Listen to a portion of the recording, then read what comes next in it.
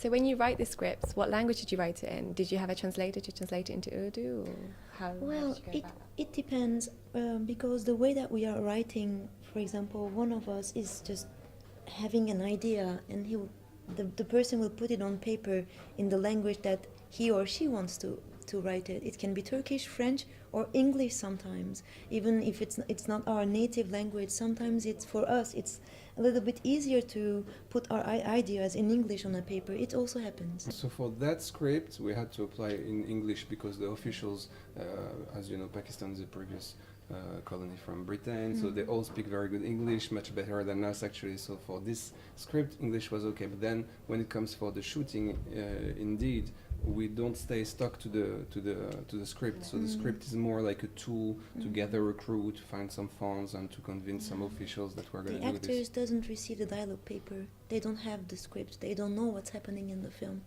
They do not learn the dialogues that we are writing for them. We are just explaining, and of course with Noor there was no option because he doesn't know how to read and write.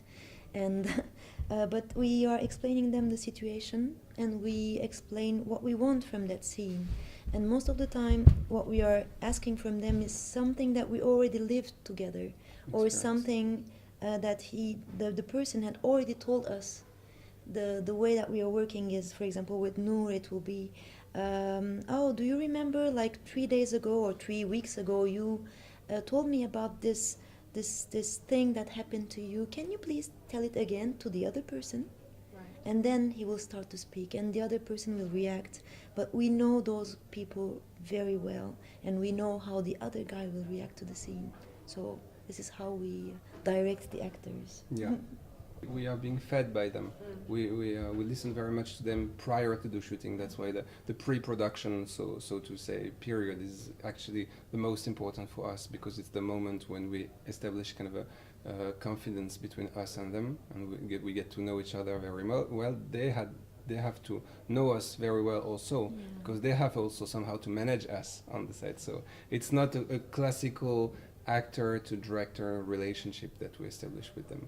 And then on the set we have to be very flexible in terms of script writing. If there is something that the actor cannot act for some reason, it's mainly because we made a mistake, so we have to change somehow so that he or she becomes more real in his way of acting, because we are seeking this authenticity, this kind of realism somehow, even though it's fiction movies. In Ningen, it's quite a different style because these are professional actors, aren't they? So some of them. They are also non-professionals. Non-professionals as well. Actually, but it's really nice to hear that, because they are good. It means that we improved maybe somehow. Because in Noor you see he's not an actor, but in Ningen they were really very good, and it's the first time they are seeing a camera also. It's the first time they are acting in a movie. The Japanese folklore fable that features. Had you heard about this when you were travelling in Japan, or is this fictional?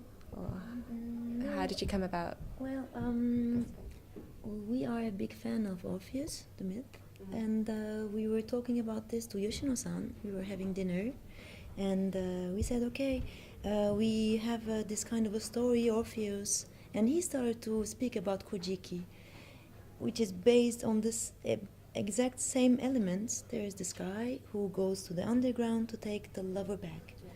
He was also very surprised that there are those two stories from different part of the world, and coming together and just joining the cultures into one thing about love.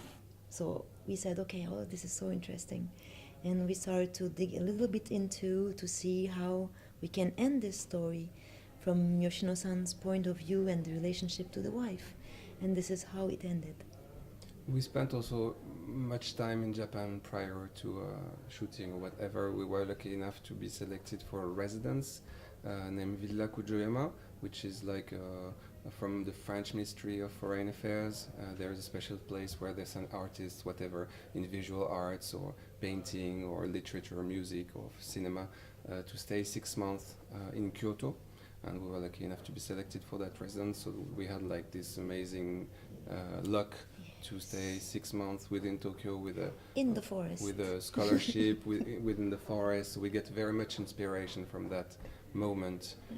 And the two characters, the two fabulous characters that we chose for the movie, the kitsune and tanuki, so the raccoon and the fox, are everywhere in Japan. They are very popular characters. The real animals, but also their symbols, like there are many shrines for the Shinto kind of religion, which are based on the fox kind of deity.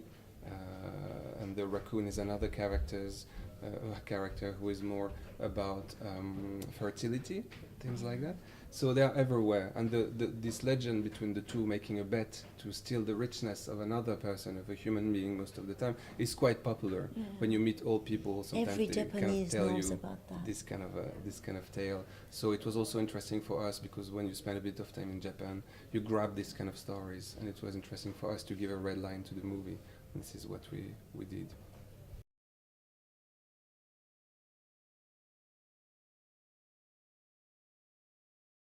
And just listen to them, listen to their stories, and find out what we can do with those stories and how we can transform this into a movie. So I think all those things are going together for us, so we can go to a country and make films there. But the food is important.